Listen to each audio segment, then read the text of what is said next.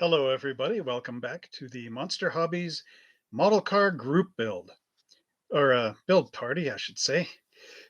Sorry. Ooh, if I can survive this. Sorry I got a little bit late today. I know we usually do this at 1 o'clock, but today is 2. Hello.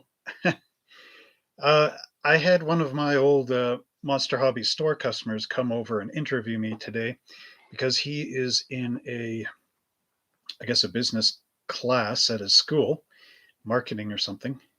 So he has to interview somebody that is an entrepreneur and has experience with running a small business for the school project that he's doing. So that's why I wasn't here at 1 o'clock. So here it is 2 o'clock. So hopefully you can forgive me for a little bit of a sort of an off schedule thing that happened there, but that's okay. So as you know, my name's Trevor, owner of Monster Hobbies in High River, Alberta, Canada. www.monster-hobbies.ca 403-652-5019. Anyway, there's only a few days left. We were doing a special 20% off store-wide sale at our store. So there's only a couple days left of that until the 31st of January 2020. So you go onto our website, you type in store-wide savings week when you're at the cash register, and then you'll save 20% off. Our website's in Canadian dollars, and we accept PayPal and credit cards through our secure pay system. Anyway, that being said, so I'm planning to do a group build. Now it's going to be like a year long. Actually, if you want the information for the group build, that's also on our website in the news section. Let's see if I can call that up here. I know I discovered now I can look at pages while I'm doing the live stream. So I can't really see you guys when I'm doing the live stream. Well, when I'm looking up these pictures or whatever I'm doing. Okay, so here's the link for this contest. There. So I'll just put the link for you right there. Is that gonna work? Let's try this. Never tried this. Well, yeah, it seems to be working. Works fine. Hey, how do you know? What do you know? Okay, let's just redo this for a minute. So, what do I want to call this? Hey, everyone. Exclamation mark.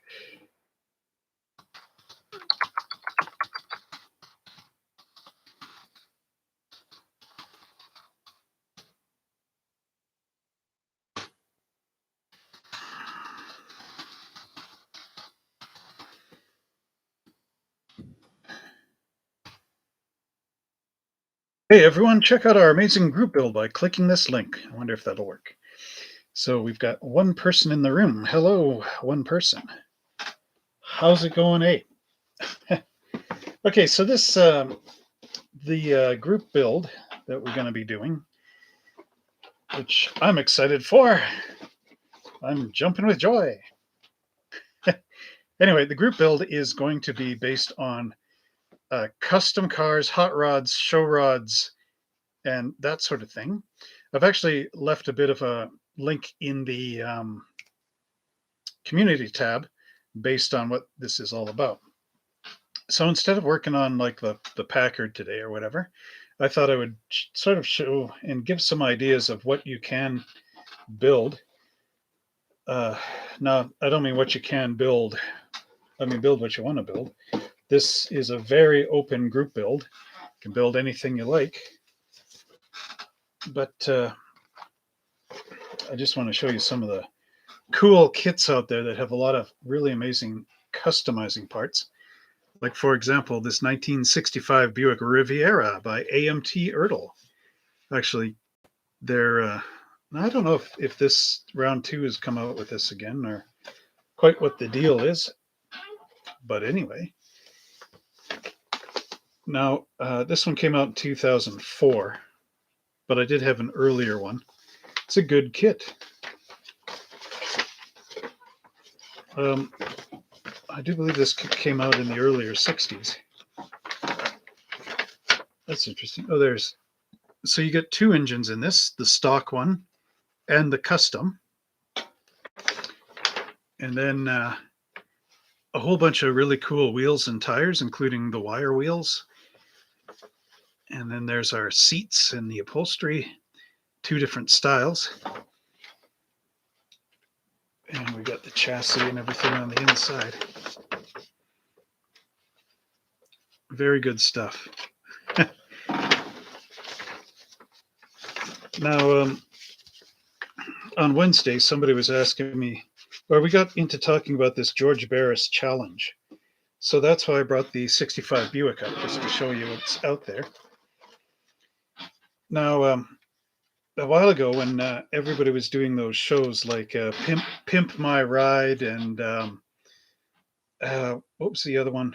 Or was Pimp My Ride the one where somebody had a car and then it was kind of dilapidated or whatever, so the person's girlfriend or whoever it was, family member, wanted them to have a really good car, so they basically stole this guy's car and took it to the Pimp My Ride shop, and the Pimp My Ride shop guy reworked it into some custom thing. And then when they brought the other guy back, he'd be all amazed. The big revealing of his old junker car turned into something better, right? So at that time, George Barris, the famous custom car designer from back in the 50s and whatnot, the designer of the Batmobile, however you want to figure that, he was going to do his own reality-based auto show, and I think it was called I can't remember, but it was basically like a George Barris version of that, like George Barris Dream Garage or something. So what he had is he would say, okay, the car of the week is this one that he customized back in the 60s.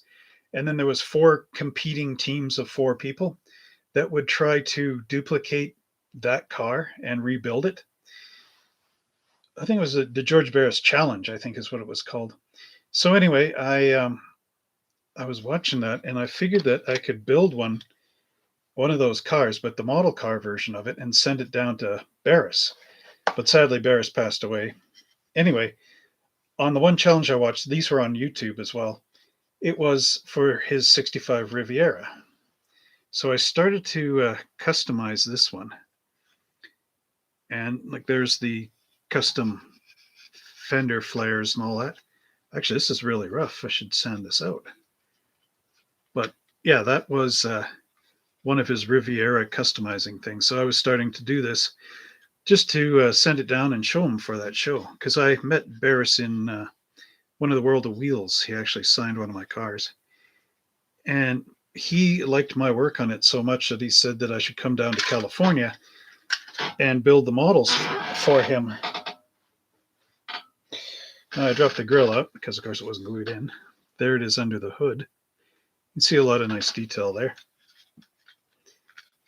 So, did anyone bring anything to build this time? And if so, what are you building? Let me know over in this comment section off the side here. Let's see how it all goes.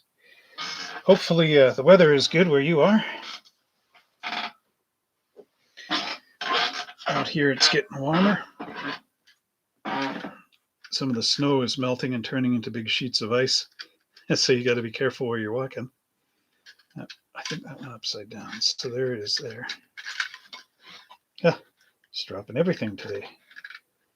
Welcome to my show. I drop stuff. Well, anyway. So there we have it.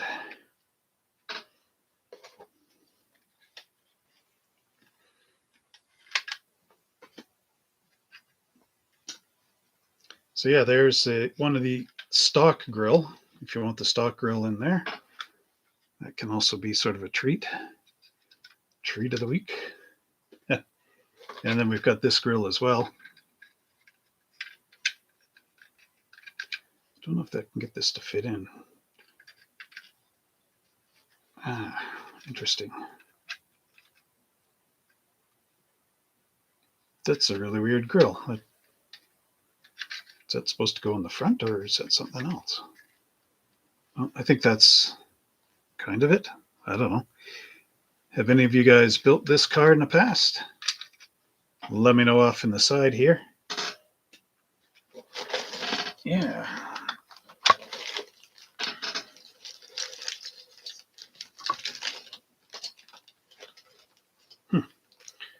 Very interesting.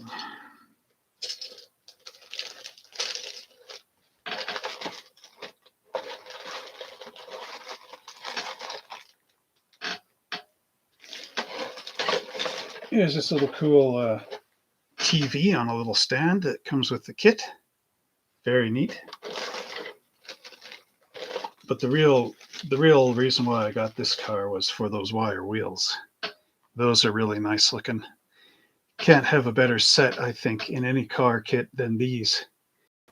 And I use these on the 58 Pontiac model. There's the slotted wheels. Again, very nice. This has the cut down steering wheel, sort of like the aircraft style, where you just hold it on the sides. Very awesome stuff.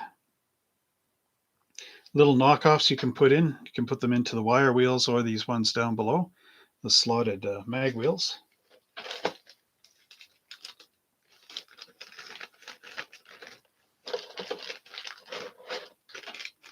And then, of course, you got your stock wheels as well. And something like these wheels, they're hubcaps. So you could use them onto maybe like a 32 Ford or 40 Ford. They'd look nice on there. But, you know, you just can't beat those wires, eh? What do you think out there? Pretty nice. There's the rear bumpers, front and rear bumpers. So again, a pretty cool kit, if I do say so myself. Yeah.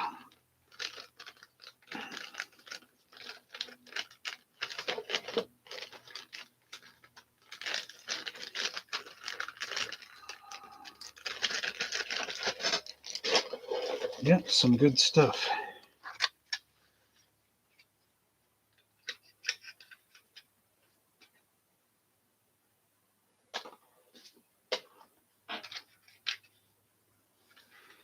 So what do you think of that grill?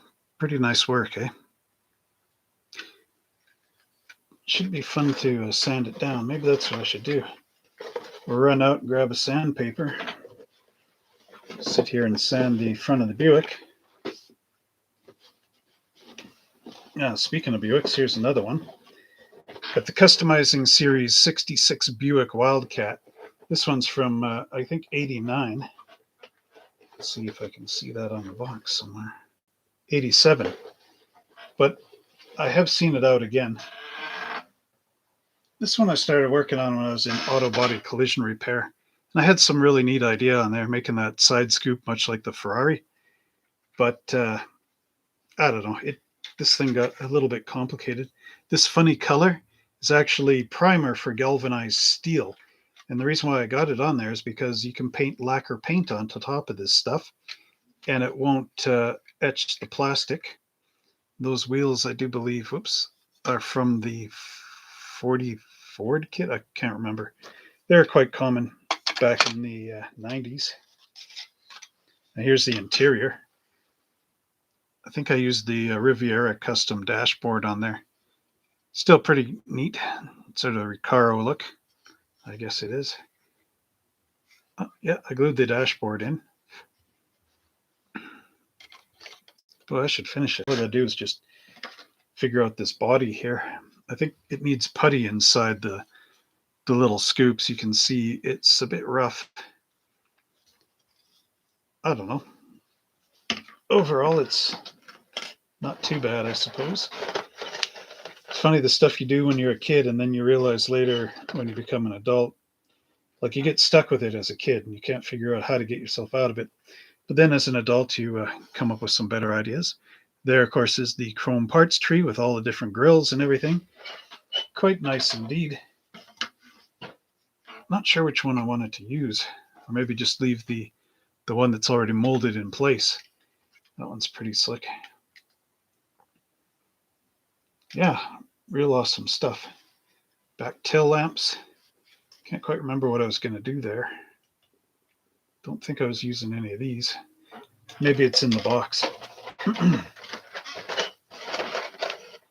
that cool side chrome in there. Oh, here's part of the Riviera from 65. Extra parts. This was my first one. It was molded in yellow. It's quite different.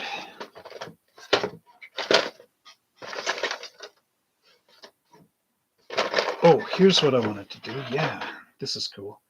This is from the 62 or 63 Ford Galaxy, or maybe the Impala, 59 Impala. Oh, I got a call. So there's the back end there. Logit Group. Just some sort of soliciting thing. So there's what I got for the back of this 66 Buick Wildcat. Pretty cool stuff on there. Little Star Trek kind of looking thing. Well, welcome everyone to the live stream. So normally today I'd be working on a project, but this time around I thought I would just do, because we got the group build coming up here, custom cars and whatnot. And I thought this would just be sort of one of those cool things to look at what customs are out there and what we could do for our contest. The theme is hot rods, customs, show rods, and all that kind of stuff. Yeah, good fun. Now, because of those extended body bits, I had to figure an interesting way to get this windshield going. You also have to snake it up underneath.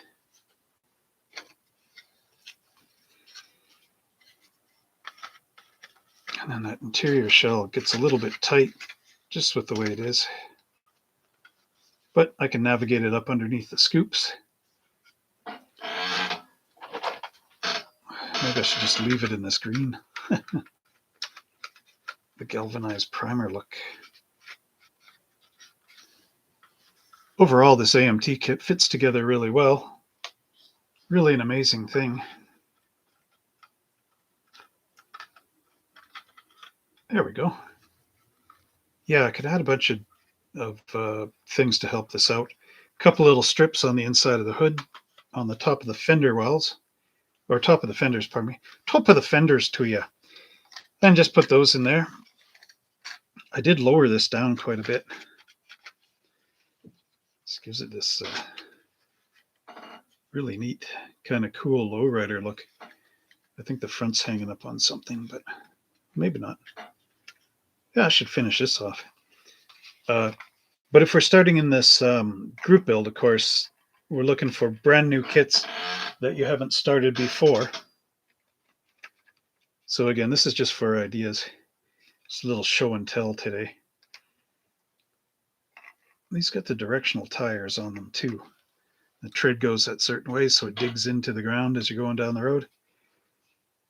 Let's see. Overall, though, I think I could rescue this thing. I should rescue this thing. Let's get that Tamiya spot putty and squeeze it all inside these side scoops. That'll be good.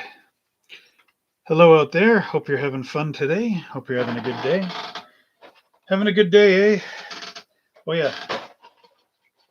These are also the decals that came with the kit. Really cool. It says Wildcat. It's almost like lake pipes going off. Let's see. I cut them so they would actually fit into the scoop on the side that I made all those many years ago. There you go. Wildcat. A Wildcat dude grow. There's the rest of it. There's the full decal. The wind began to howl all along the watchtower. That's interesting. What's this thing? Looks like a engine stand. Anyway, yeah, so there's an idea for this custom group build that we're going to be doing toward the end of the year, or well, throughout the year, I guess. The good old 66 Buick Wildcat from AMT. And correct me if I'm wrong, I do think this kit has been re-released again. May be built one of three ways. Mine's from 1987. Funny, a lot of people might not have even been born when I bought this thing. Some fun imagining who was on this planet. Well, that's a steering wheel thing. Look at that. You get that, and then you glue the ring on separately. That's pretty cool.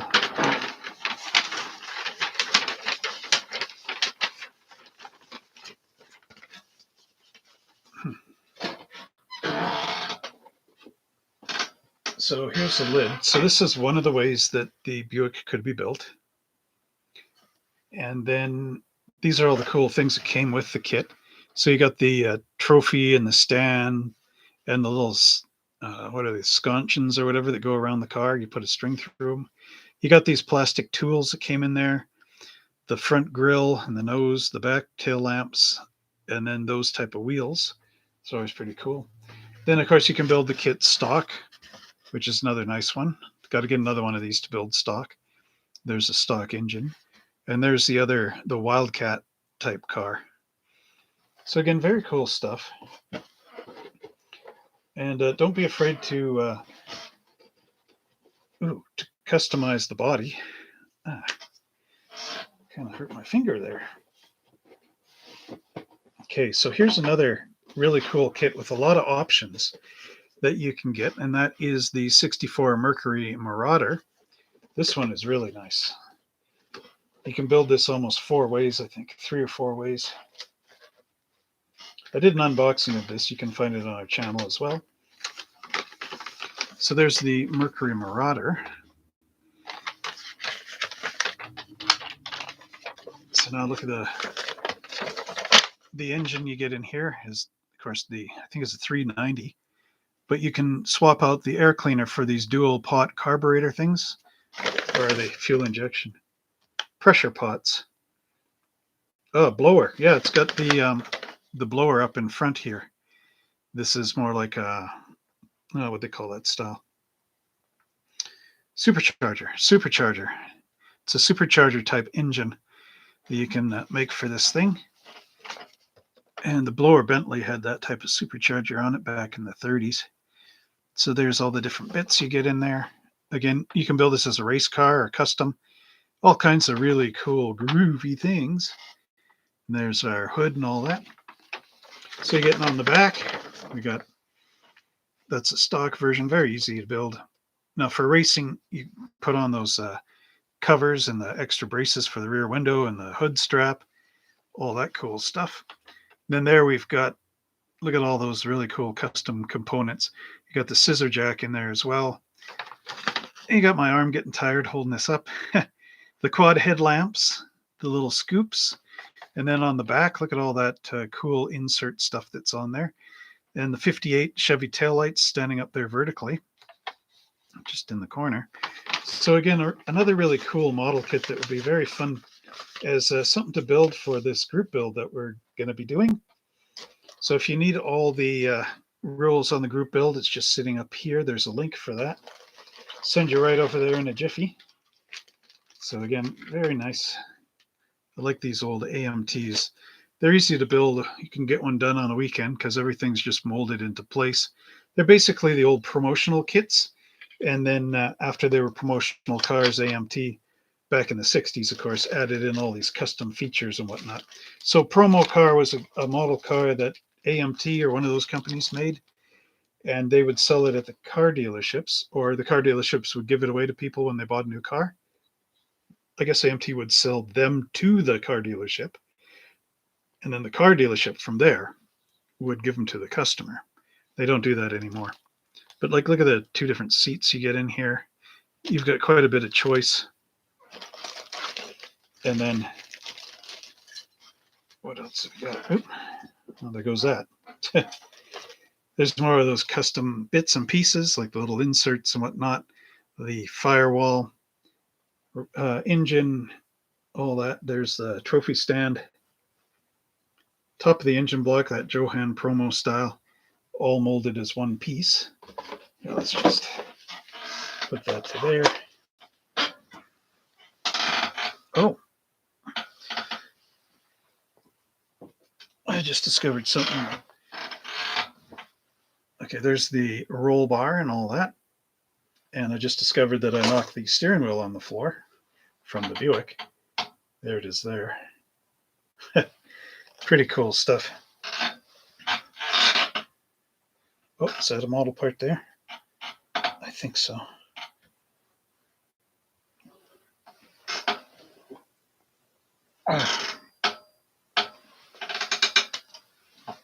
That is it's like some kind of hose or something.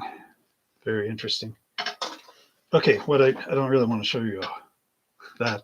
There's the convertible, the boot. So you could actually cut the roof off and put this on as well for a convertible Mercury. Look at the nice dashboard, just like in the 60s. Here's all these side components. Custom flares, pardon me. And this little piece here, something interesting. Sort of tuck and roll. There's some headrests, I believe. Again, very neat. I'm talking about the 64 Mercury Marauder in case you just pop them in here. Oh, I know what these are. These go up inside the wheels, in the wheel well. They're like a little padded thing. So they're supposed to glue in here. Where is it? Yeah, like that. Into your wheel arch. And you're supposed to paint them some kind of fur color or maybe like a leatherette or something. Because that was sort of another thing back in that time period was tuck and roll upholstery. And then they would also put it on the outside on running boards and in wheel arches. Look at all the chrome you get in this thing. It's really cool. Lake pipes, all kinds of Grille inserts, little horns and hoods, and all kinds of neat stuff. Another really fun kit from AMT that would work really well for these, what do you call them? Our group build, a custom car group build.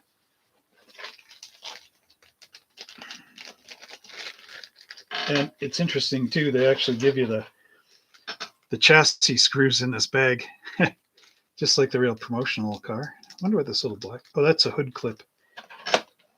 Yeah, they used to have like a hinge that, whoops, that's a C-shaped clip, and you hook it in up underneath the hood and in the firewall. So if you look at the hood, there's this little tongue that sticks up in case you ever wondered what that tongue was. There's a little horseshoe clip that goes on that side, and let's see if I can show this. Yay, there goes everything on the floor. My friend James likes it when I knock stuff on the floor, so that one's for him. There goes, there's some more. So you'll notice there's a little prong thing that sticks down. So the hood is supposed to go in there. And then that U-shaped clip clips over top of these. Whoops, going through the windshield. There. Goes over top of these. And it's supposed to make it so when you open up the hood pops on the hood, the little thing closes down again. Hey, OG, nice to see you. So that's what that little hood clip was, but I tried to use some. Somebody gave me a bag full of them. And the moment you open the hood, the little clip goes boing.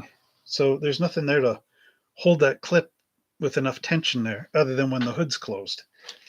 So if you ever get those hood-shaped clips, just don't even bother. Make for yourself an operational hinge. You'll have a better day. Now these tires on here, they're the Firestone Supreme style. AMT had two. They had the Firestones with the sort of the 1930s car look to them, and then those Supremes, which were the I guess the later edition. Here we go. So yeah, AMT gave us this nice little cardboard to stick in there so the roof doesn't get crunched. Yeah. Okay, so OG Garage, are you working on anything today? I thought today I'd just kind of go over the stuff for a group build idea. You know, since I got that group build going on, there's our grill. That's got the clear tube into there, almost like glass. Very neat stuff. So I'm just basically showing some of the models. I got a little bit late on today because one of my customers, he's taking a couple of courses in university, and one of them is a business course. Sorry, just the neat parts. So one of them is a business course, and he needs to interview an entrepreneur. So I guess because I have a hobby shop, I automatically considered an entrepreneur. So he was interviewing me. So that was kind of nice. But it ran into, started at 1 o'clock. So that's why I'm here a bit later today. So this funny piece here, that's actually a backing for drum brakes. So that's pretty cool. If you can find some of these, you could put them in your build and just have your model displayed with the wheel off. It's another thing I like about these AMT kits from that era. It's because they're full of these parts. They're everywhere. They're out to get you.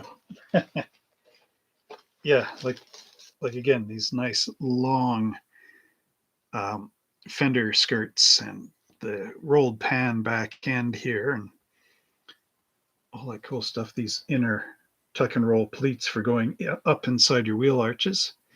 There's quite a few of those. Very nice.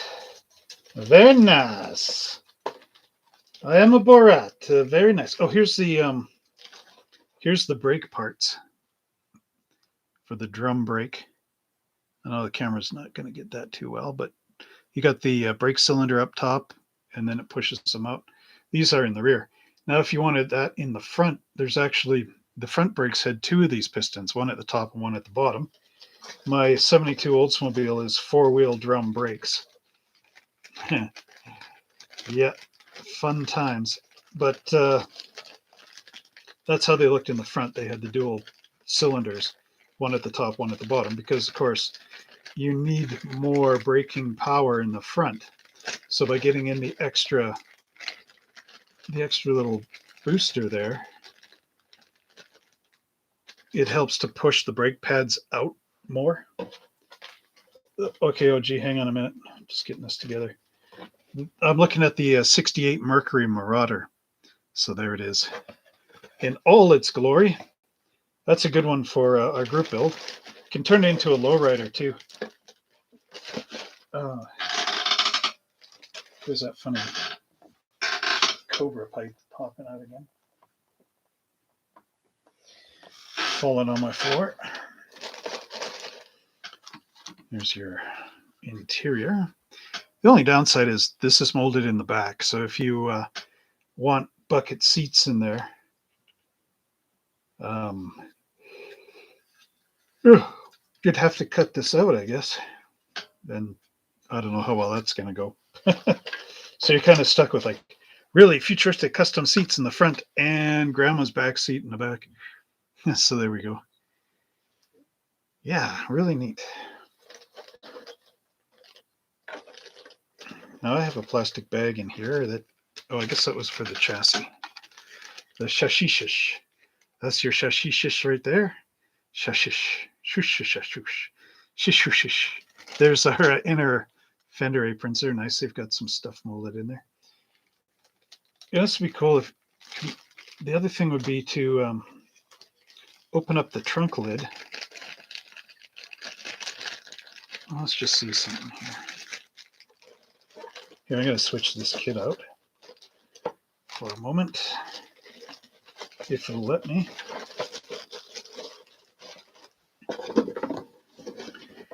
So seeing as more people are here and sticking around a little,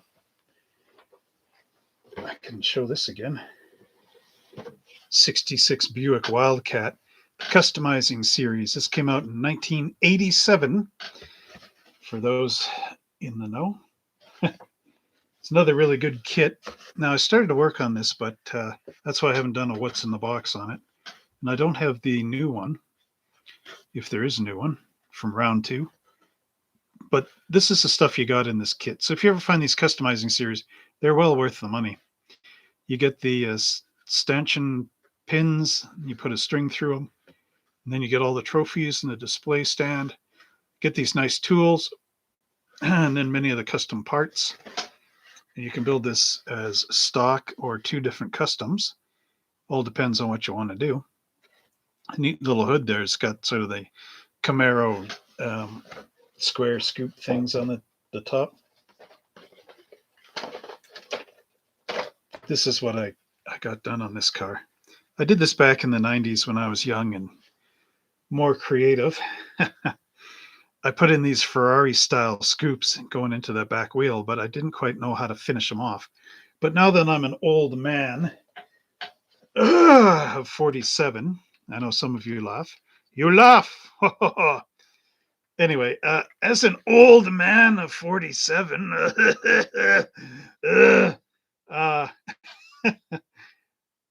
what was I going to say? I can correct this now. I now have the technique. I've mastered the technique, young Jedi. Anyway, look at that upholstery, eh? Nice and black and yellow, kind of a honeybee sort of thing. And this color on here, it's not the paint. It's actually a galvanized steel primer. And with galvanized steel primer, you can actually paint lacquer paint on top of this without melting the plastic. So somebody gave me a big jug of this stuff, and that's what I'm going to do. There's a new like, or a new link, or a new kit. Anyway, so there's quite a bit of massaging and maneuvering around to get this the way it is. There's our chassis. New kit. Okay. It's good to know. If ever you need a brand new kit, you can buy from AMT. Anyway, there's the firewall just sitting in there. Oh, well, my arms feel tired today. Must have been all that flying. I flew all the way from Cincinnati. Boy, are my arms tired. See the way I did the scoops? I actually cut into the body. I saw this in an old Scale Auto or Car Modeler magazine, one of the two. Car Muddler, because, you know, the guys in there did really good work, and we tried to do it, and we muddled it. No, I'm just kidding. So, yeah. And there's our nice dashboard. So this steering wheel, I do believe, came from AMT's 40 Ford a long time ago, back in the 90s. You know, it's really interesting. In the 90s, they made new... oh, that's going to be interesting. They made new upholstery pieces for some of those cars from the 60s. They were trying to update them. I can't get that steering wheel in the right position. There's a nice Hurst shifter right there. I don't know if that's in the... It can't be from the same kit, but it looks pretty gnarly. Can actually see it's got Hurst stamped in the side. Yeah, AMT was coming up with new upholstery components for the old kits that came out in like 1961. And I don't know, I guess they disappeared under round 2. Did round 2 plug up the molds for them? Because you got stuff like like this kind of steering wheel. What billet, I guess, was what it was called, eh? Billet steering wheel. So you got that sort of thing.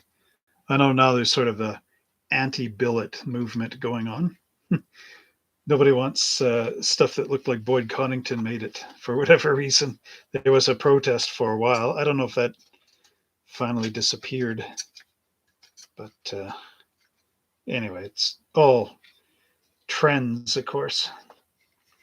Bought May 8th, 1993 at Ambleside Hobbies for $14.99. There, that's Ambleside Hobbies. Was a hobby shop in West Vancouver when I was growing up. And I don't think they went out of business before I even moved out to Alberta. They had some neat stuff there. I got a how to the door. Like open it, or how I saw it in these these scoops. I mean, what I did was I drew out it with a pencil where I wanted the scoop end to be, and then I drew a couple of lines there. Then I took my hobby blade and went along the lines with the hobby blade. So let's pretend this is the hobby blade. So I went along the lines there, and then down here enough times till it cut through. And then this became like a big long ribbon. So what I did is I pushed the ribbon inward and I made a couple of little blanks out of styrene. See, they're not very good. Ooh. Hold on a minute. Yeah, my arms are just like worn out. So I made these little backing plates and then I stuffed that in and glued it. And then under here, it's really rough. Oh, I made triangular pieces and glued them inside there. So then that's how I got that inner scoop. But you can see it's really, you can see light through it. I mean, but 1993. So let's say I did this in 94, maybe 95. So that's many a year ago. And I would have to actually go in here and correct it out using my modern experience. My old man experience.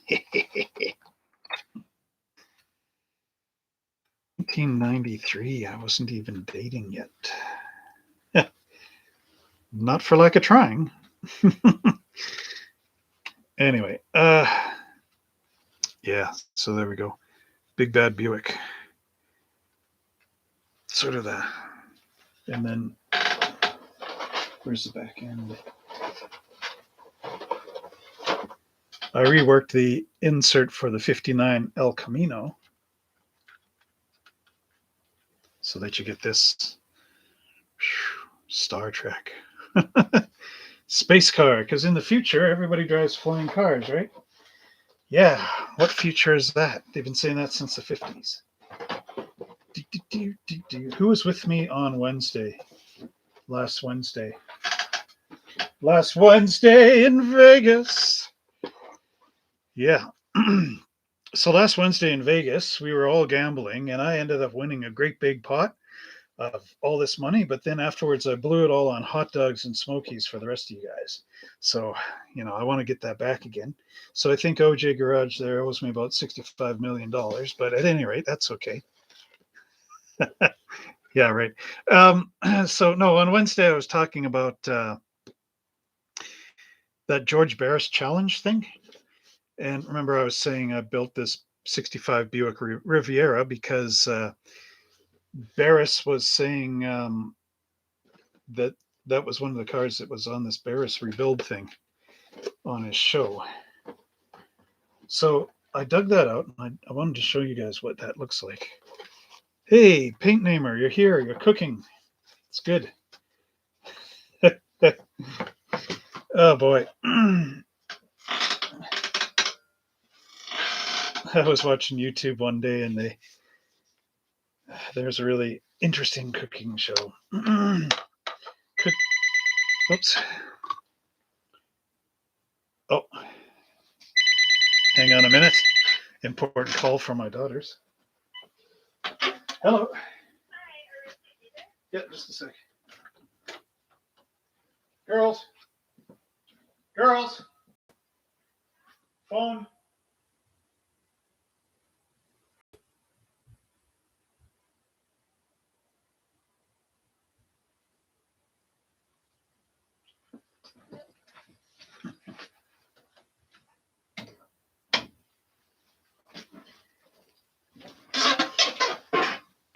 Yeah.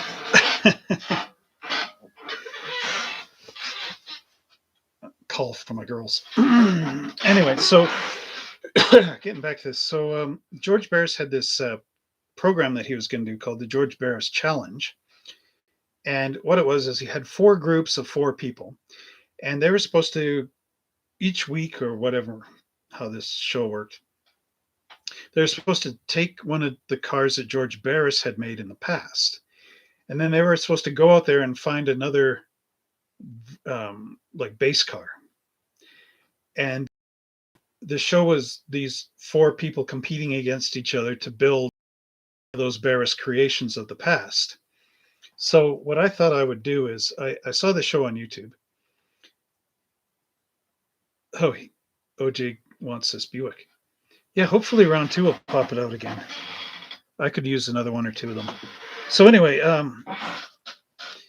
so Barris had this show, and that was a challenge to create one of his creations again as in a new car, right? So I saw this and I thought, because I kind of knew George Barris a bit from that World of Wheels show, he wanted me to go down there and build model cars for him, but I never got the opportunity to. So I thought I would build one based on that show, and this is what I came up with. And I was going to mail this to Barris, but then I never got finished, and he passed away running a store, So this is the custom grill on here, and that's all Tamiya spot putty that I got to sand out and fix. But again, I mean, just look at that. So a paint namer, maybe you can let us know what you're having for dinner or lunch even. I don't know what time zone you're in. I can smell it. It smells good. Woo, creeper. Anyway, look at the funny exhaust system on this. Like, woo. Why didn't they just go straight out on GM? What was this all about? Try to kick some of the pressure out of the car or something? Or who was the art designer? Needed absolutely symmetrical, really bizarre looking exhaust pipes. Or what is it? Is that supposed to break the noise? It looks like I used the custom dashboard in there. You can see through the body. Again, really neat kit. Very unique. There's all the stuff underneath the hood. Battery and all that molded in place, so you don't really have to muck around. I can't remember. The Barris car has opera windows on the side or not. Hard to know. I haven't looked at it in a very long time since that show was on. So when was that? Early 2000s, maybe? Yeah. Yeah, I should really sand this thing out.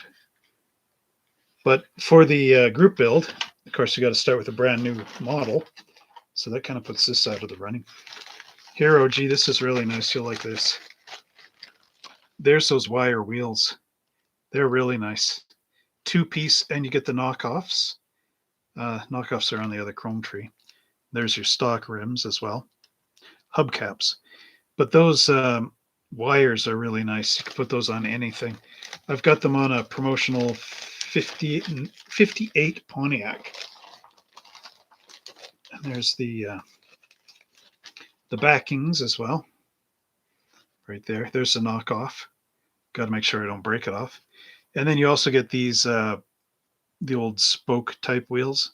So you get the knockoffs. It can go in there. The air cleaner and everything. Everything, all that stuff, and maybe more. Get a couple of different grills in here. I'm a little undecided on the grill. I can get that back in the bag. Back in the bag. Oh, it's stuck up on there. So has anybody figured out what they want to do for the group build yet, or is it just too early? I mean, you do have a year to do it, so that's not too bad. At least gives me some time to get it together. I think the neighbor's coming over.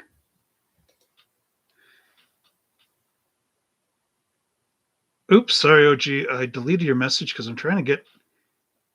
I accidentally timed you out. I'm trying to get this other guy out of here. There we go. Sorry, OG, that's bad timing. This one guy put up a naughty link and I went to delete it and yours went up underneath.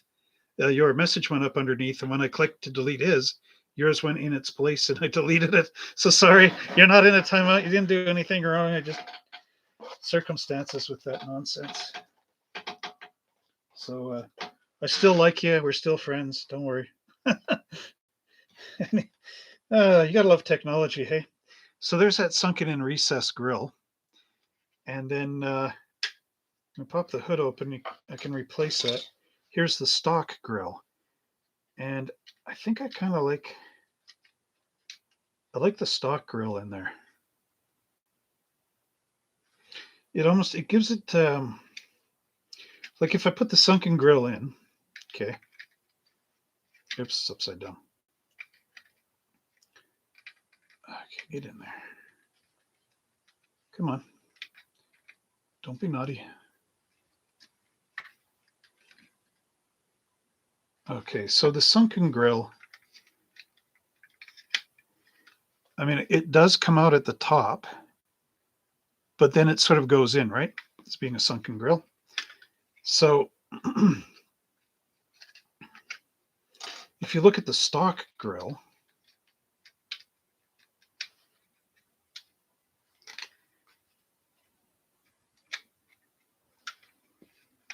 now from the side profile, you see too much glare there. You see the way it comes in. The bottom comes up like this.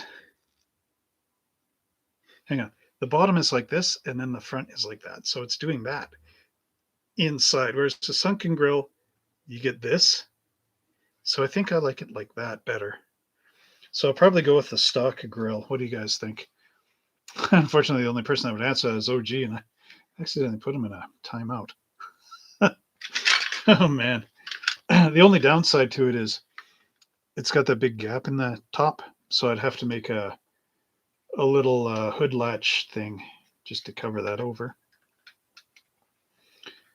But yeah, there it is.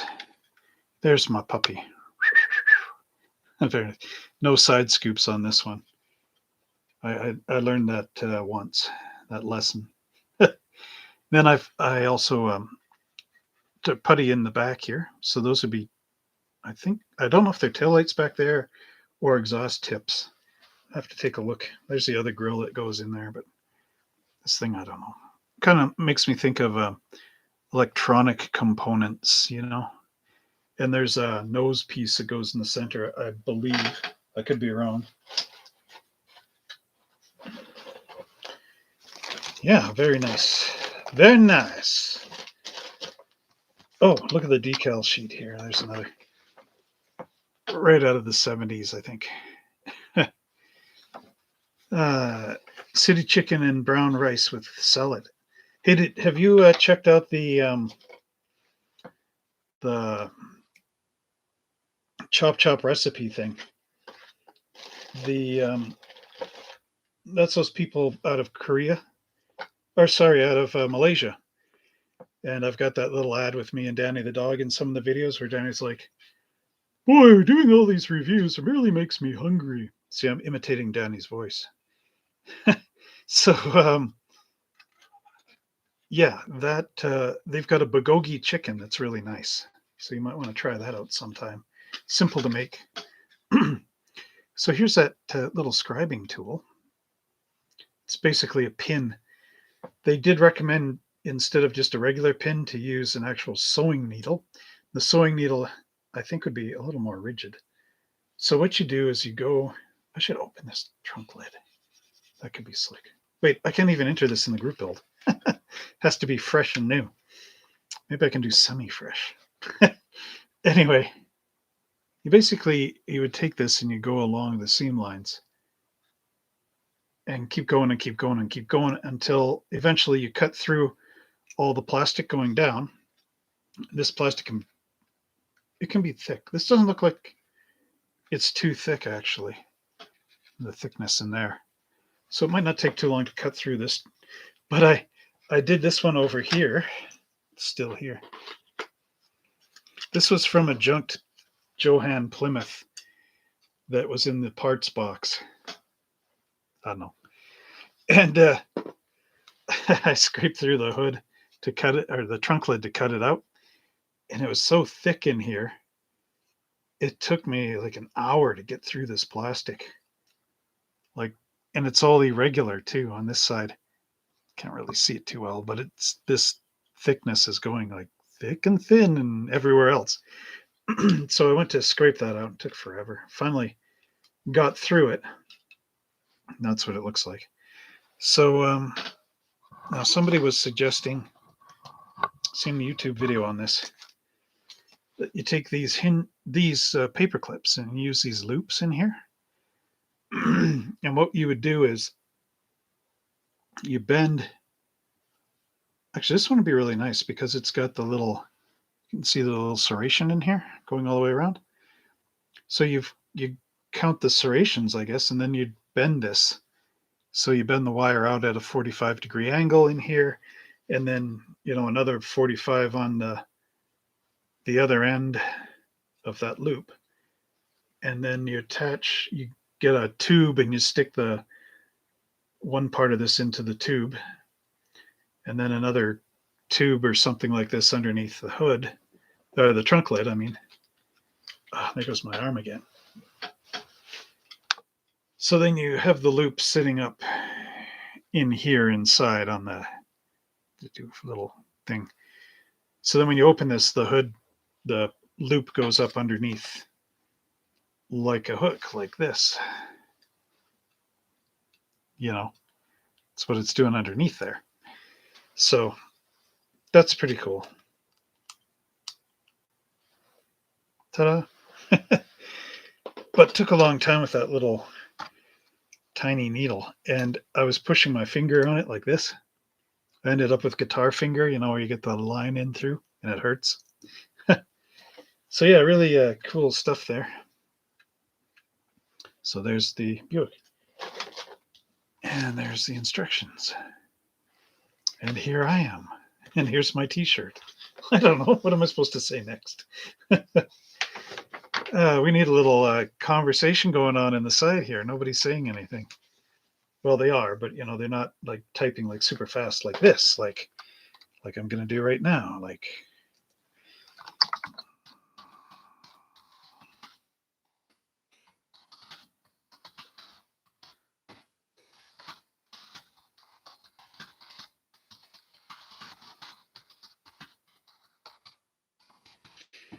that's how fast you need to go with this thing.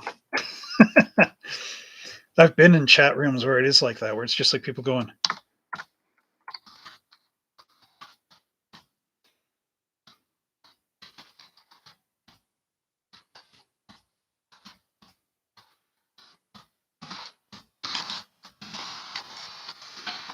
And, and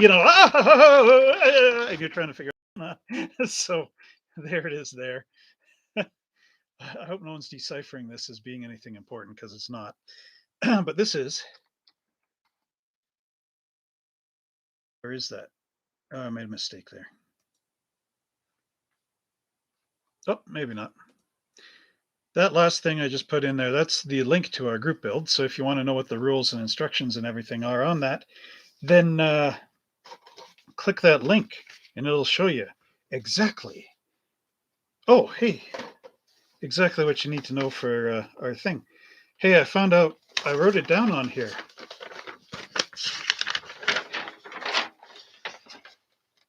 Yeah, here it is. Yeah. This is the George Barris one. And I wrote notes on here. So it is James Darren was the original owner of the car, and it's George Barris's Villa Riviera. That's what the car was that they were working on George Barris garage thing. And it shows you how to cut that roof off for it too, on the faded out section. So it says it was metallic red body with a white top. And then that's a little chrome bar that goes over top onto that roof. And there is 11 chrome strips, little tiny ones. I don't know how the heck you do this, but. Oh, OG Garage can now type, so that's good. I accidentally put him in a timeout. Somebody's naughty link came up and I went to put them in a timeout, and then OG typed something in it where my arrow was before I clicked put in a timeout. OG's thing popped up and it did him instead. So I apologize for that. But inside these scoops on the Villa Riviera, there's supposed to be 12 or 13 stripes of chrome tape that go in there. So trying to do that in 25th scale, I don't know how that would be done. It'd almost be easier just to bare metal foil it and then get a Sharpie and do 11 black lines in between the bare metal foil. But anyway, let's see if I made any other notes. There's a blower that comes in this kit. One of those supercharged type deals. Sort of like the one in the 57 Chevy, which is another great, the old AMT kit, if you can find it. Because I know round 2 took away all the custom parts from us, which is really sad. I did see another note on there. Where's the other note? Here. Oh, it just says stock interior used on the Villa Riviera. Okay, so this also has a telephone. Before the days of cell phone, telephone things. So there we go.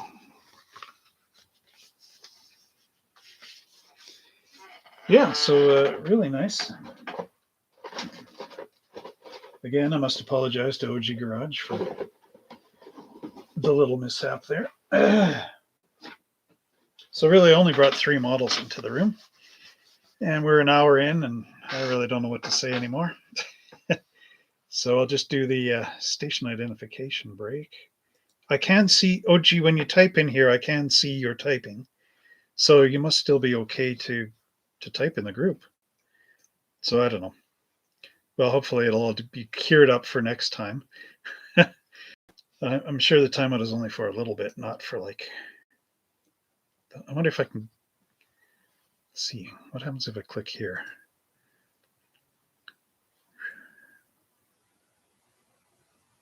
No, there's nothing there saying.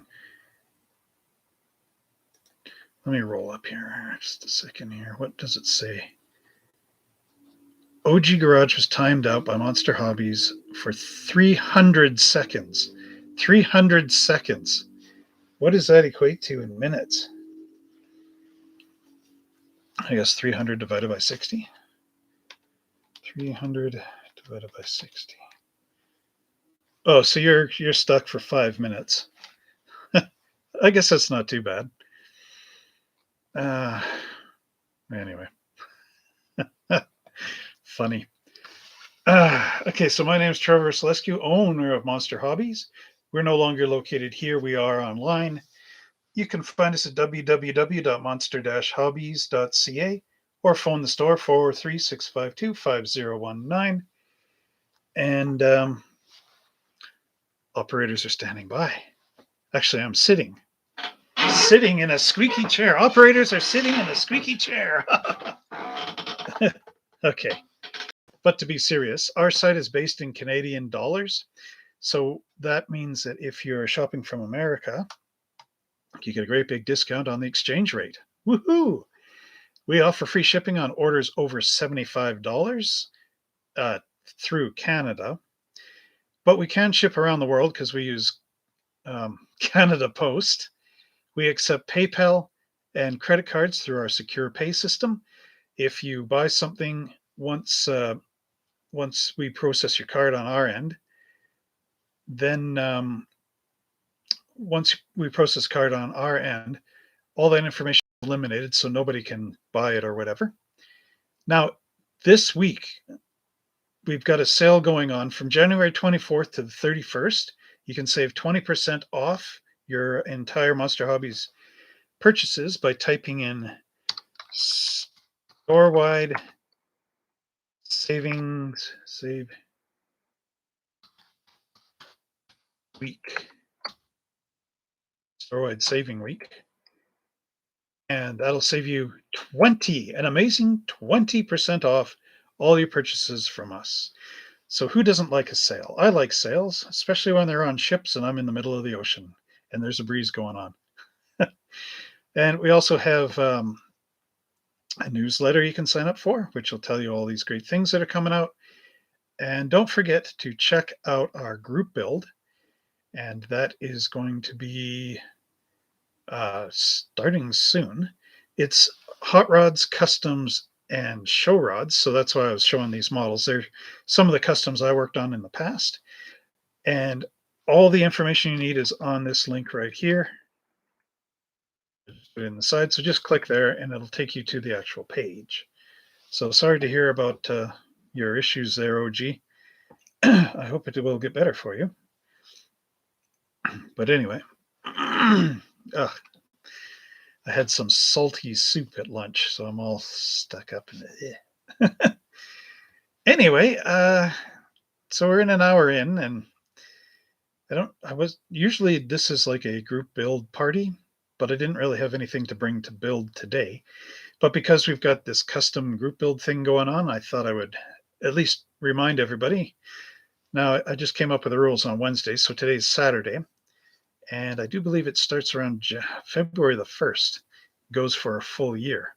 Actually, I'm going to not be able to see you for a minute, but I will go over and I will read the actual rules. So in case you see me looking all over the place, I'm not looking at any place except for here. So here we go. Are you in voice? I'm in voice. Okay. So on January 26, 2022. Now I need some scary music to play here. On January 26, 2022.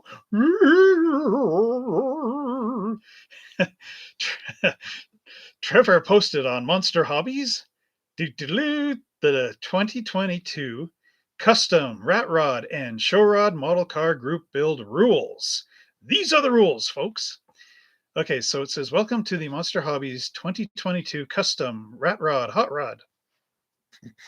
Pardon me. Lowriders and show rods model car group build. So I'm putting in lowriders as well.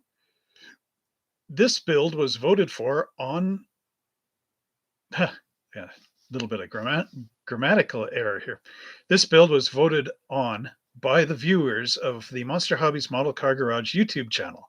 Hi, that's you guys. We hope to see many of you joining in on the build. So here's the rules. Number 1. You must start the build with a new kit. A previously started kit will not be allowed. No, in the group build. This is just to get everyone started on the same foot.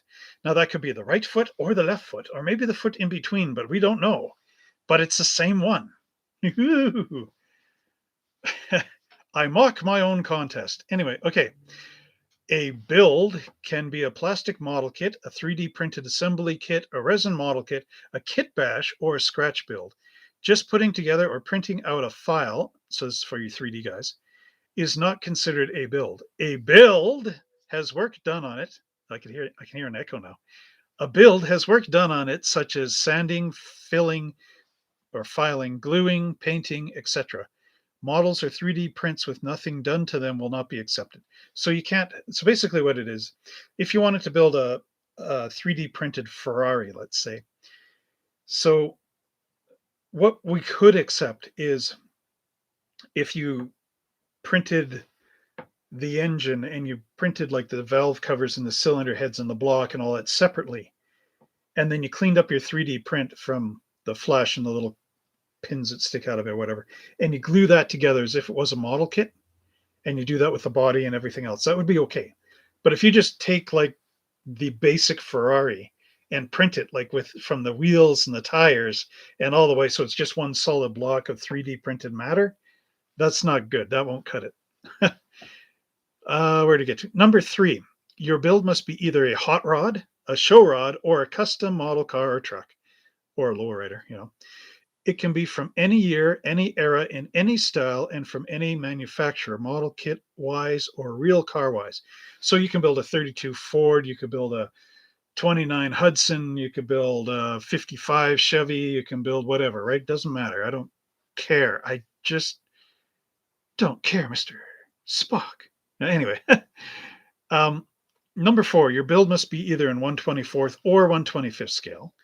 This is the most model kit parts The most model kit parts and kits are in these two scales, so it is the easiest scale to choose from and work from.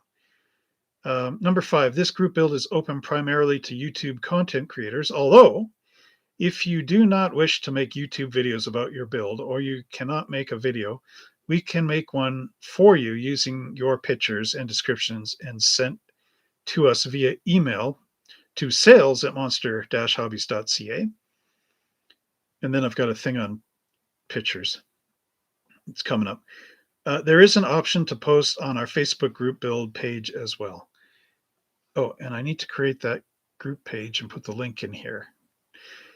You do not need to purchase a model kit from Monster Hobbies. This is number 6. You do not need to purchase a model kit from Monster Hobbies online in order to join this group build, although that would be most generous of you. The point of this group build is not for us to make a sale, but to showcase our model building talents and share our fun with others to encourage them to try building models. We encourage you to join in fun and post the progress of your build with the community. Number 7, if you are making progress build videos on your YouTube channel, please copy and paste the hashtag Monster Hobbies Group Build 1 in your video description box. YouTube uses hashtags to create a page full of videos within its system where we can see all each other's videos and builds simply by clicking on the blue hashtag that appears under the video display window.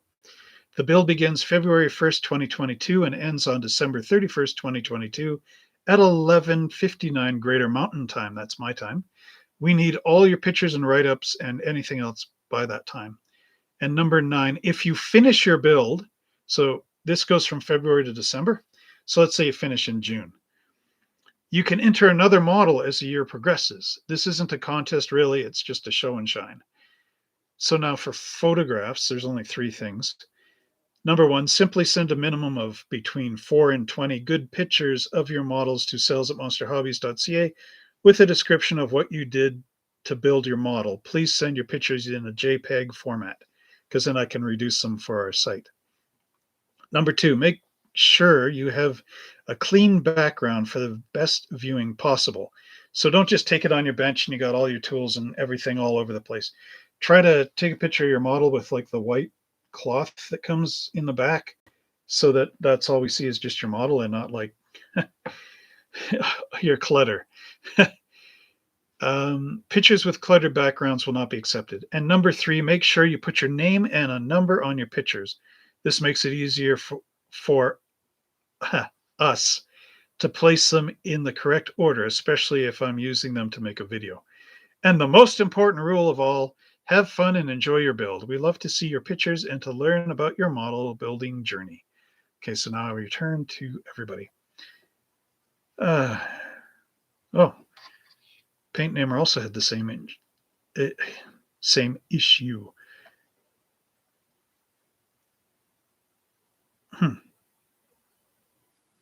Rehab headquarters. Yeah, sorry to hear that, you guys. Well, hopefully everything will be okay. Well, I'm glad you guys can tune in. At least I'm providing some entertainment for you. Hopefully cheering up your day.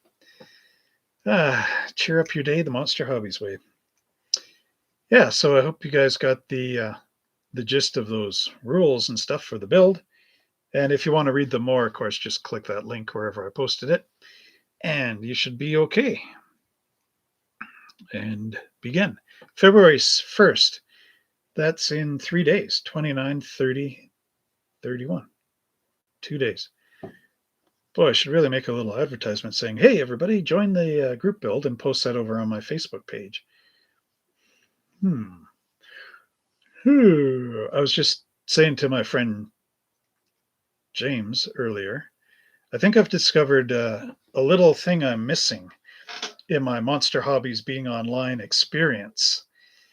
This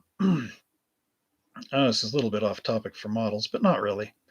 One thing I think I need to sit down and actually do is make a calendar that goes throughout the year with like the little events and the advertising and the things that I want to do, because I don't have one and I'm just kind of making this up as I go along. But if I actually have a formulated thing like Walmart does, right, Because what does Walmart do? It's Christmas, and then in the next aisle over, they already have stuff for what do you call it? Valentine's Day, right? And then when it's Halloween, there's a Christmas aisle over here. So Walmart's already like 2 or 3 months ahead of the game, and they're already got their Halloween stuff prepped out. So when you're going, or your Christmas, whatever it is, the following holiday. So when you go there to buy this one holiday, you see the stuff for the next one. So you kind of think, oh, I'll buy some of this. Maybe I'll get one of these over here. And then as you get close to the next holiday, they skip over to the next. See, I have nothing like that set up. So I'm sitting here saying, hey, let's do a group build. And, I'm just flying by the seat of my pants. So really what I need to do is sit down and make a calendar and think this with myself and my wife and my kids, because they're all part of the business, and figure out like, okay, what holiday is what?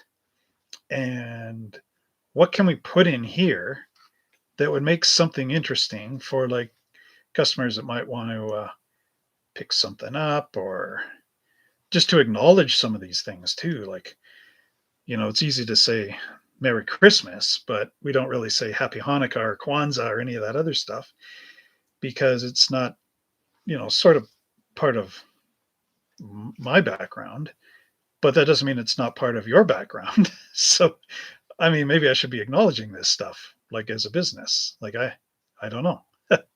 Might be important to somebody somewhere, and just to be a good person out there to recognize some of these things that I've been missing for 17 years, because I don't know.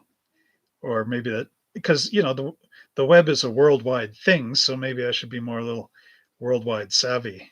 I don't know. Anyway, OG Garage working on a 51 Chevy Fleetmaster. That's a good kit. That's got custom parts in it too. It's got, let me think about that, the blanked out grill, the insert. It's got the Baby Moon hubcaps. Am I thinking of something else? It's got the straight six, but then it's got those injector or whatever the heck it is on there. And it's got the dual exhausts that come out the one side. That one's pretty cool. I like that. And I think you can flip the front end around to raise up the wheels. The kit came out, I think, in the 70s, early 70s, because it's got the Keystone mag wheels in it. That's a good one. And the Fleetmaster is the fastback. The other one is the, what's the other one called? Anyway, the other one. I actually have one in the basement. That's another cool one I should show you guys. So at Easter time, you know how they got the Easter eggs, and they vacuum form that little box to hold the chocolate egg, the bigger ones. And it's sort of like this with, imagine the eggs in the middle, and then the box is around the edge, right? So I took one of those and I measured it, and it fit the top of not the Fleetmaster, the 51 Chevy Fleetmaster, but the other one, the coupe, I think. If you cut the entire roof off of the coupe.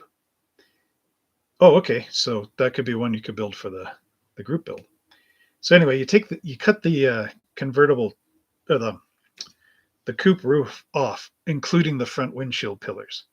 And then I made a flat piece of evergreen styrene, and it was flimsy as heck though. I took the bubble from the Easter egg and I cut a hole into the styrene to fit the bubble of the Easter egg in. So now the Easter egg bubble is like a big, who was the bubble king? The guy that made the Predicta, Daryl Starbird. It's got a big bubble top like a Daryl Starbird car, but I never got that one finished. Again, time constraints. That one's cool. The other thing I did is I got a 53 Corvette. And this was a Revell 124th scale, and the AMT is 125th. So 24th is just a little bit bigger than 25th because, But what I did is I had this old 53 Corvette, and it was kind of wrecked, Or I think the kit was missing so many parts that you could only build like half the car, one of those deals. And not the half you want to build, like it's got one A arm and the other one's missing, that half, right? So I took this body and I cut the fenders from the 53 Corvette off, and I cut the Fleetmaster fenders, like not totally off, but just like a notch, like out to the back. Same with the Corvette, and I swapped them over. So now this Chevy has got 53 Corvette tail lamps off the back of it. It's the Fleetmaster, or the other one, the coupe. So it ended up looking pretty good, and I used the fish mouth from the Fleetmaster on the coupe. Haven't got it finished yet, but it should look good once it's there.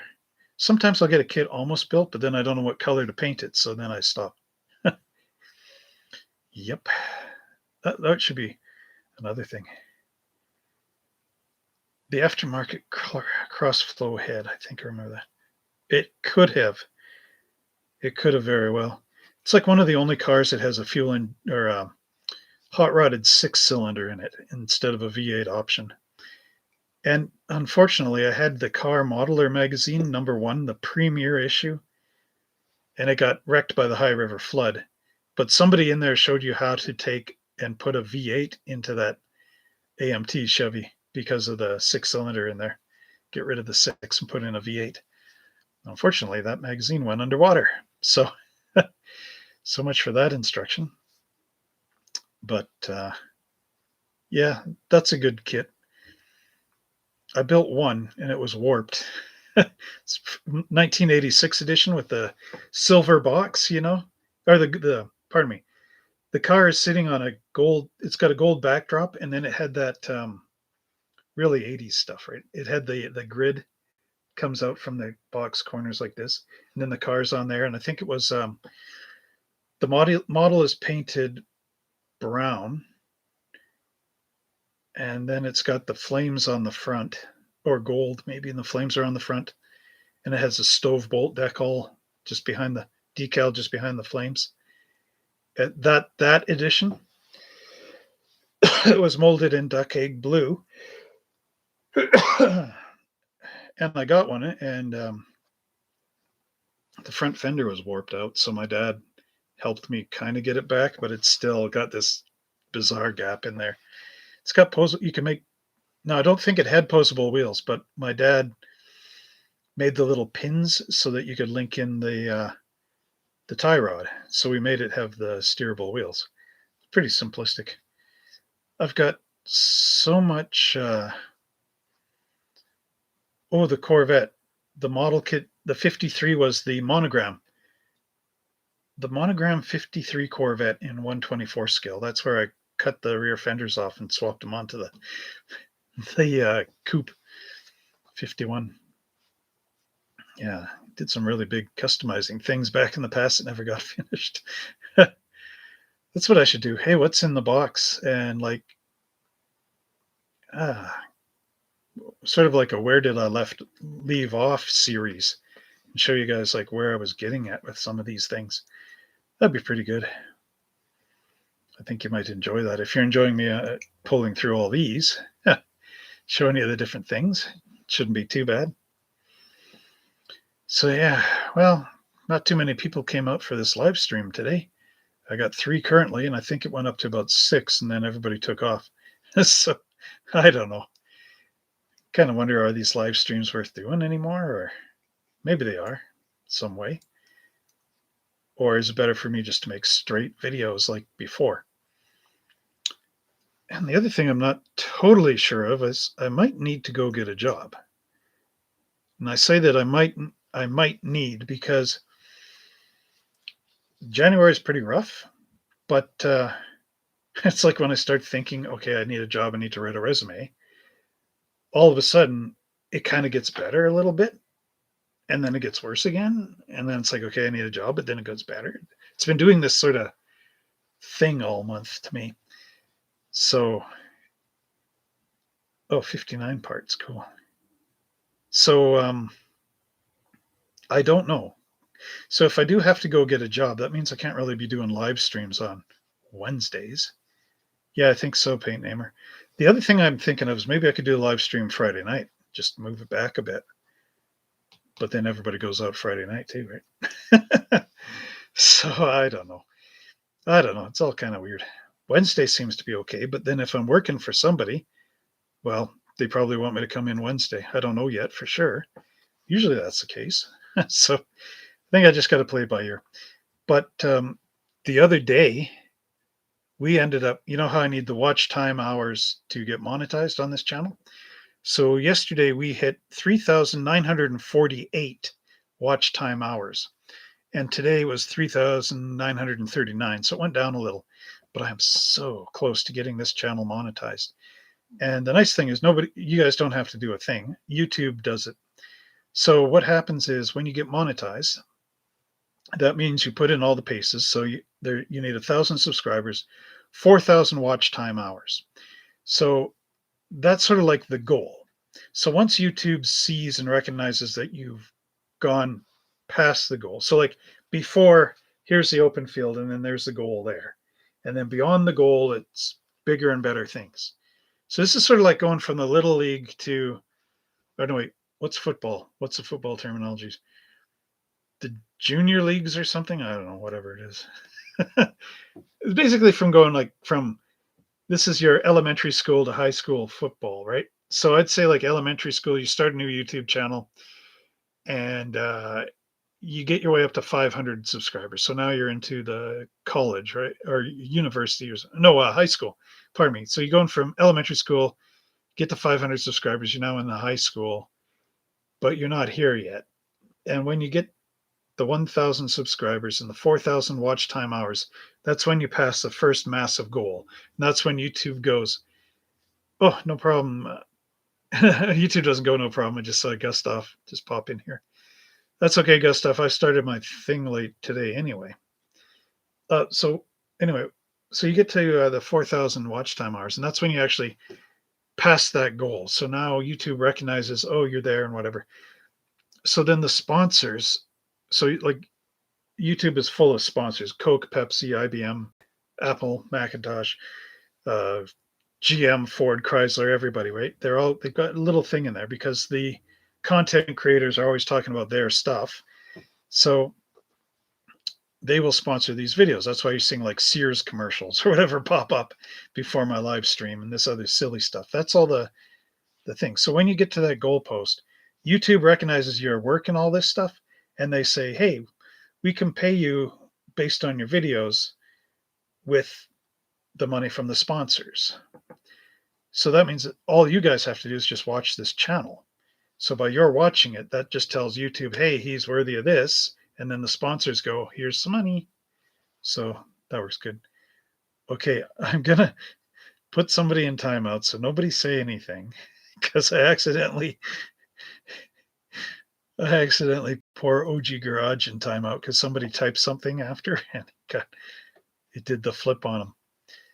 Okay, so I don't know, I'm an hour and 27 minutes. So basically, Gustav, what we were talking about, Gustavo, what we're talking about is this group build that I'm going to be doing. It's starting February 1st. So here's the link for it. Whoops. Here's the link for the rules. I just posted in the side box. So there's the link. So you click on the link, and then that'll take you over to the web page, and it's got all the rules written out there. So what we're doing is this is a sort of open group build starting on February the 1st and going to December 31st, 2022. And you can build a hot rod, a custom car, a lowrider, or a show car. Pardon me. And basically, you have to start with a brand new kit, 1/24th, 1/25th scale. And you've got 11 months to make a model. And then you make YouTube videos of your progression of the build and all that stuff. And you use this hashtag that's over there. And you put that in your video description. So, this is my model of whatever hashtag, whatever it is, you put that there. So when you put the hashtag in, that comes up underneath the window. And then we can all click on the hashtag after we watch the video. Click on the hashtag, and it'll take you to all the other videos in this group build. So then you can see what Paintman Namer is doing. You can see what OG Garage is doing. You can see what I'm doing and all that. It's not a contest. It's just like a group build. So we're the group. We're the Monster Hobbies model car mechanics. So we can all do something there. And if you build a model, let's say you start a new model and you're really fast at building, you're using all acrylic paints inside your own heated house and everything, and you got like the downdraft air air spray booth, and you're really high tech and everything, and you can paint a model and it's dry as you're painting it. Um, sort of like HPI guy. Like he can build a whole model in 20 seconds or 20 minutes on his video, and build like 20 of them for the end of the week, like that, right? Then you can build another model and enter it in if you like, because this is really just take pictures and show it or make a video. You can also send me pictures of your models, and then I can make a video of that with your details, all the rest. So what I was doing today is just showing some of the models that I think would be fun to build and put in that, like the 65 Riv. I want to learn the hood that... Wait, what do you sing, OG? How to do the hood or something? Anyway. So this one is a nice kit to build. That's what I was trying to say. Came out in 2004, so it's a bit of an oldie. Oh, the side things. Okay, so I'll just show this real quick. This was the one that I was talking about on Wednesday. George Barris had that George Barris challenge. So that was it was basically like a Pimp My Ride show. Okay, cool, Gustav. Yeah. And you can buy a model from me. Hey, I don't mind, but if you don't want to, that's fine. But please make my February great. No, anyway. Boy, that put you on the spot, didn't it? Okay. So the Barris thing, he had a show called George Barris Garage or something like that. The George Barris Challenge. So he had a group of four groups of four people that were to take one of his... he had a real car that he built back in whenever. And these guys were supposed to get another one of those types of cars and then build a custom like Barris did back in the day out of that. So this one show was for the Villa Riviera. And I wrote it down here. So I met George Barris before, and he wanted me to go down to California and build models for him, but I wasn't able to do that. So anyway, I was watching this program about a year or two after that, and I saw that he was doing this. So I thought, hey, I could do that challenge with the AMT kit. So I went in my basement and I found this thing, and I started to build it up for what I thought he might think would be cool, right? And I was going to try to do it in the same time that these guys on the show were going to do it, which was like, I think they had a week or something, 2 weeks, whatever it was. And then I was going to mail this down to Barris. And then Barris, I didn't get a chance to do it because of this. I was running the store and had my young kids and all the rest of that stuff. And then Barris passed away. So now I can't do this. And this just sat in the box. So this is where I was starting at. I got the front all Frenched in and got the putty on here, and it's still pretty rough. And then I did the custom back end. I think those are supposed to be exhausts. I'm not sure. Can't remember anymore. But that's sort of what I got. And then, let's see if it actually shows it on here.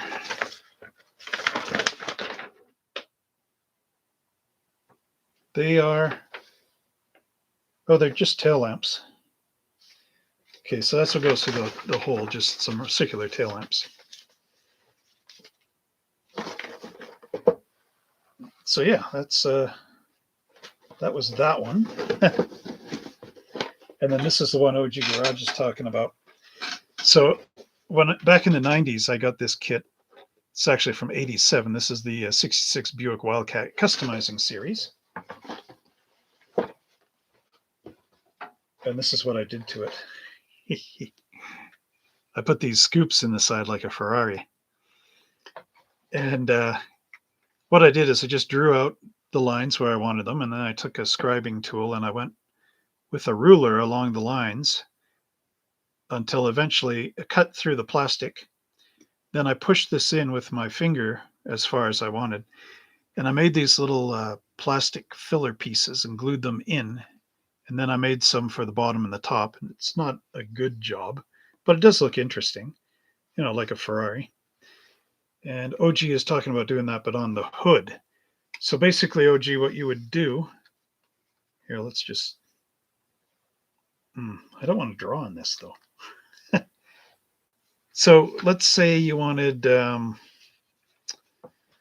what would they be? What type of hood scoop is that? Sort of like the Pontiac, sort of like the Firebird had that double scoop thing. Hey, let's see, right? So you want that. So you would actually a good way to do it is, do you have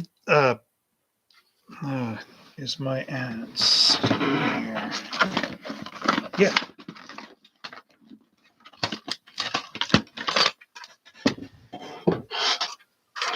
Get yourself one of these. This is a geometry set. These things sell for like next to nothing. This one is from my aunt. It's actually made in England in the 30s. But at any rate, you want one of these. Maybe a better one of these. But you want one of these. A good old protractor, right? Or a compass, I guess. This is a compass. Yeah, you want a better one than this. Go get a Statler one. Don't bother with this thing. That's a German one. You get it at an art store, or Staples sells them. But what you do is you figure out how wide you want your scoop, okay? So you grab your ruler and you, of course, wind this down like whatever till you get to wherever with your points. So let's say there, right? Unfortunately, the little winder screw thing's missing out of this. So then you take your car part, like your hood, and you go, okay, there's the hood edge. So you want to scoop in here, right? You want it parallel to the hood edge, probably. So you would take your compass and you use one of the points on the edge here, the lower edge. Let's back the pencil up. So then you'd go across, right? Till you get a straight line coming out down here. And then you do the same on the other side because you want symmetrical, right? And then you go, where's the inner part of the scoop going to be? So you would open this up, right? Then you do the same thing. Draw the line, turn it over, draw the line. So then you'd end up with two sets of lines coming down here and here, right? So you want the scoop to go, yeah, you want to duplicate it like on the Riviera here, right?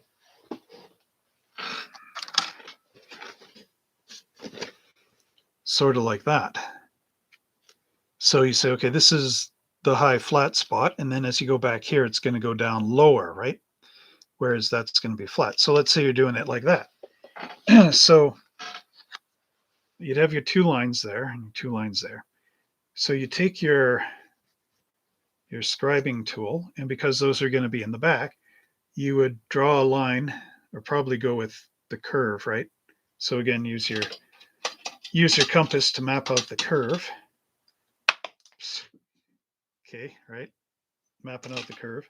Then you take your scribing tool and you go scribe it along there and along the curve until you keep doing that until you cut through. And then you would push that part down, and then you get a scrap piece of plastic and you make the back part, right? Like the little wall that's going to be back there. You push it down, you glue the wall in there, and you glue it to the bottom of where you pushed in or along the edge. And then once that's established, you can take the sheet plastic and feed it up through the hole, because there's going to be a gap there, like this. Once you scribe through, it's going to have, where's my pointer thing? It's going to have that gap right there, like that. That's what you're going to be looking at. So you need to fill that gap. So like, let's pretend this is a piece of plastic and not an important ruler. You would take that and just slide it in there, just like that, and glue it, right?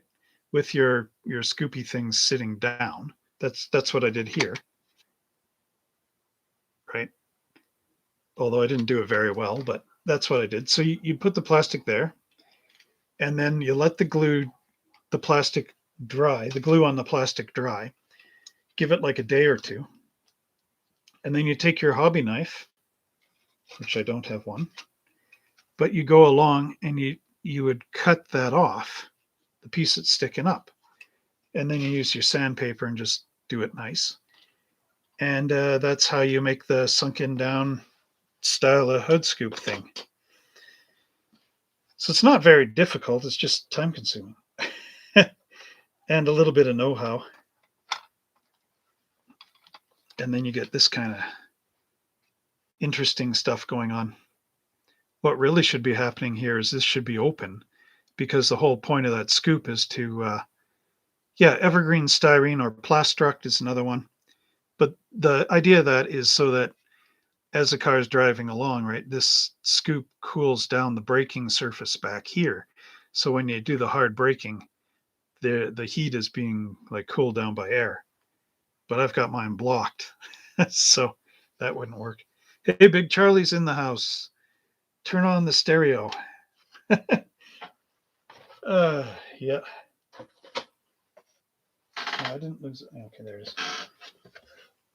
So basically, Big Charlie, we're just talking about the group build that we're doing on this channel. And if you need it, there is the link just right down there. Click on there. It's got all the rules for the contest and everything. You know, that pencil that fell out of there, I don't know if I need it in this thing. Yeah, boy, this is such an old set. Geometry set. There we go. There's no metric on this thing.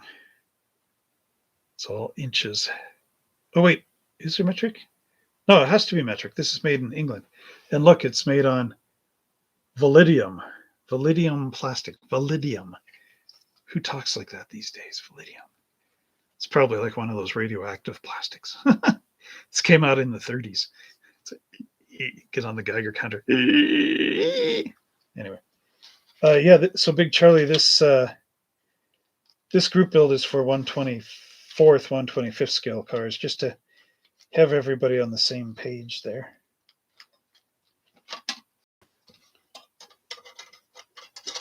Okay. Lead-based paint. Ooh. From the 30s. I don't know. Well, I'm not going to eat the thing, so I guess I'll be okay. Anyway, so, wow, we're almost 2 hours. 56 Chrysler, the Tim Flock one. That's a nice one. I'm only saying it's nice. I actually haven't seen it, but I know it's a Mobius kit, so it's got to be nice. There's another one, the 64 Marauder. Fun to build.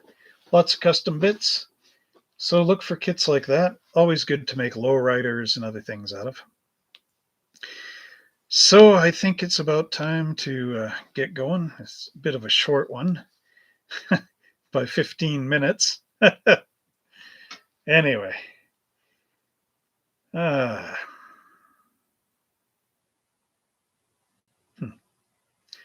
Okay, my name is Trevor Slescu, owner of Monster Hobbies. We're located now only online, so that's gone. Should get some white paint and paint that over. Yeah, use your airbrush. Use new techniques. Tell me about everything you're doing out there when you build these builds. I'm going to try some new stuff too. I've been looking at how to make hinges that are like the real Model T style hinges and things. So I'm going to make a video about that in the future. I was this close to actually having a video, and then my hinge broke. Anyway, my name is Trevor Slescu, owner of Monster Hobbies. You can find us on the web, www.monster-hobbies.ca. Phone the store, 403-652-5019. There is 2 days left to save money on our website. Then after that, you go back to the regular thing, which is not saving money. We're doing a 20% off store-wide sale. If you type in, get ready for it over here. Oops.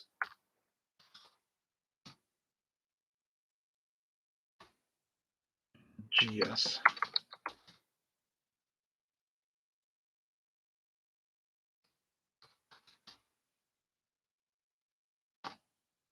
Store-wide savings week. Type that in at the shopping cart. You will save 20% off. 20, count them, 20% off your next purchase at Monster Hobbies. We are priced in Canadian dollars, so you'll get a better deal if you're in the US. We offer free shipping on Canadian orders over $75. We accept PayPal and credit cards on our secure payment system. If you want to PayPal us, that would actually be ursulescu@yahoo.com. Anyway, that's okay. Send me you on the form, you just type in, I want to pay PayPal, and then I contact you. Normally you use the coupon code YouTube at the checkout to save 10% off your next purchase, but this time for 2 days only, count them 2 days, 1, 2, until the 31st, because this ends on February 1st. So make sure you get the deal of the savings and everything. Save 20% off by just typing in store-wide savings sales, which I put over here, and you get that deal. So who can cry over that one, I guess. Anyway, we were talking about the group build coming up. So if you want the group build and you want to see all the rules, here is the link underneath there. Oh, Harry's in. Hey, nice to see you. Everybody's starting to join in as I'm gonna turn this off. I've been here since 2 o'clock. Okay, so Harry, just take a look at the write-up up here, up above. We're offering 20% off at the store for 2 days only. Going to end on the 31st when the week or the month ends, and you save 20% off. So that's good. That's as good as I can get right now. And our group build, we're going to be doing hot rods, custom cars, and lowriders and street machines and all that stuff. So the other link that I have here, I'm pointing to where it is from my point of view, is what do you call it? The rules for our group build. And I do believe I also have the link for that on the community tab on this website. So if you missed this, it's there. And it's going to be a fun one. And thanks, Gustavo. My tongue's glued together. Gustavo. Thank you, Gustavo, for saying that. Drop you an email, Charlie. I don't know if I have your email, though. Do I? A slot car engine? Are you doing like a slot car electric motor? Sort of for your slot car track? I mean, I guess you could. Yeah, I mean, whatever. Sure. Odd question, something I didn't think about. But anyway, yeah, you could do that. So, yeah, I need Big Charlie would have to give me your email address somehow. What do you want, Big Charlie? Do you want the rules in the email? Is that sort of what you're hinting at here?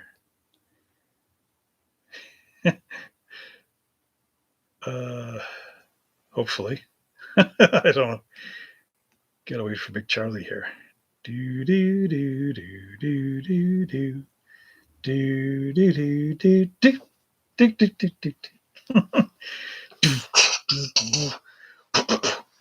I don't know.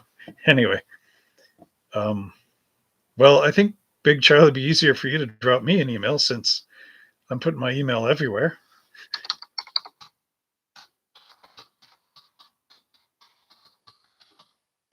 There. And then I can get back to you that way. Okay, so yeah, it's interesting. At the beginning of this live stream, there was no one here, and I was just talking to nobody. And I can see up there's like a little icon that's like a group of people with a number beside it. So there's 6 of you in here now, but like for a good 30 minutes, there was nobody in this live stream. So if you watch it and I'm there talking, just know that I'm actually talking to nobody for 30 minutes. One person came on, they went away. One person came on, they went away. And now I've got 6. So I guess it's been a kind of a weird Saturday. But anyway, I thank you all for coming out. thank you all for, oh, Harry was shoveling snow. Oh, yeah, I forgot all that stuff. Oh, yeah, so Charlie, if you wanna send pictures, it's actually on that, the group build rules where to send the email. So that would be sales@monster-hobbies.ca. So that's easy, I guess. Oh, that website's also on the store website, so it's not hard to find. So yeah, that's how it goes. And this group build, you got a year to do it. Actually, 11 months. So there's no rush. That means that I can actually maybe do it. I know I've got stuff sitting in the box from like 1992 that I scraped one seam line on and that's it. That's been waiting ever since 30 plus years. So that's my speed, I guess. No, what I find hard is actually I could build these models really quickly, but then I opened up the Monster Hobbies Model Car Garage on YouTube. So now it's not just, because, like how fast does it take you to do seam lines, right? You can sit there and you can watch Murder She Wrote or something like that and do your seam lines. And then when Murder She Wrote is over, you've scraped down the entire model, right? And then you're ready just to walk outside and paint, or go over into the bathroom, I guess, and get your sandpaper out and do a wet sanding job going from like 400 grit to 1500 grit. Sit there in your bathroom, do that, and wash it in the sink and all that stuff. And then put that in your kitchen rack and let that dry. And then you get your fine cloth with the plastic prep solution on it, and you put that on your clean up your models so that your fingerprints and all that are off of it. I guess those get off when you wash the car anyway. And then paint the thing. And like I used to be able to do a model kit in a month, but then YouTube comes along. So now you're sitting there and you're like, okay, how do I set up the camera? Okay, so now I've got the model, right? And now here it is, and I'm going to work on the model. Well, but now I got to explain because this is a video. So here I am. I'm scraping the seam lines, and now did the camera pick that up right? I don't know. Maybe I should do that again. Oh, here I am scraping the seam lines. Like this kind of thing, right? And all of a sudden, this thing that you could just do at the end of Murder She Wrote, like 45 minutes or half an hour or whatever, however long that show is, you just, and you're done, right? No thought about it. Just there it is, right? So I could build a model in a month. I could build like 3 or 4 in a month because I would just sit there and script this thing down, and I'd have one here and one here. I used to have boxes and I'd write really hard on the box, like this is the Chevy, this is the Ford. And then I'd spray, like I get the flat black trim clad spray paint in the big tall thing. And I'd line all these up on cardboard boxes with all the parts scotch taped on. And I'd sit there and I go, okay, I got 5 of these boxes. So the spray, then that box goes back in the house to dry off. Next box, next box, next box, 4 models sitting there drying. And I go on the calendar and I write, okay, I painted this one on, because I use enamel paint. So I painted this on January 1st or whatever, right? Then I come back from 2 weeks from now, everything's dry. So I could build four cars, all at once. Well, I can't do that when I'm filming because you got to set up the tripod. Then you got to go outside. You got to wrap the camera with saran wrap so you're not, the wind changes and totally oversprays your camera. And then you're sitting there, this is how I spray paint. Remember to, and you go like the rain. You start from the roof on the top, just like the rain. And then you go along the side and you turn to the back. Then you flip over and hope the car doesn't fall off your stand, and you paint inside. And then and you're doing this on 100 videos. Well, you only get one model done in like 5 years. At least I can. So I need that whole mass production thing. Yeah, Betty White. I don't. Ah, man. No overspray on the camera. Exactly. I've got some on the tripod, though. I could show you that. Can't cover the whole tripod with any of that saran wrap. I mean, the thing's as tall as I am. I need a new tripod. I'll tell you. That's why you guys gotta I gotta get monetized, and people got to join me on Patreon. That's another place you can kind of Patreon's like a magazine subscription, a digital one. I've got a channel for that, Patreon. Basically what it is, you're like a Patreon is like back in the medieval days. The lords and ladies used to pay the young squires or whatever to become knights. The tripod doesn't matter, Harry. It's so wrecked. I don't care about it. Uh, anyway, so the Patreons, the patrons, the kings and queens would give these squires a little bit of money so they could feed the horse and all this other stuff. And so the knights would go around the countryside trying to get patrons to give them patronage. So Patreon is a website that's sort of like, it's got that theory in mind. So if you guys like the videos that I'm making and everything, you go over to Patreon, and there's a bunch of different tiers where you can basically, Patreon works through PayPal. So let's say you wanted to send me $1 a month to help me grow, to help me get a new tripod. So for $1 a month, and if there's enough people doing this, right, I would end up getting, so making certain money outside of YouTube advertising, outside of all this other stuff. You're directly giving me something, and this is through Patreon, and I've got an account for that. And the other way is to actually, once I get monetized, you click a join button on YouTube. On my videos, it'll say join. There'll be a little button right beside the subscribe one. You click there, and then it's like for $2.30 or 50 cents a month, you give me $2.50 a month, basically, and that allows me, I'll collect up the money and then use it to buy a tripod or something like that. So what happened is my tripod is a Samsonite one, which is the same company that makes the big garbage bins, where this thing should end up. And it's, of course, the 3 legs. And it folds up. So you got one leg that slides into the next leg that slides into the final section of the leg. They all fold up. Now, what's happened is I've had this thing for more than a decade. Can't even remember when I got this thing. Yeah, it still is $3.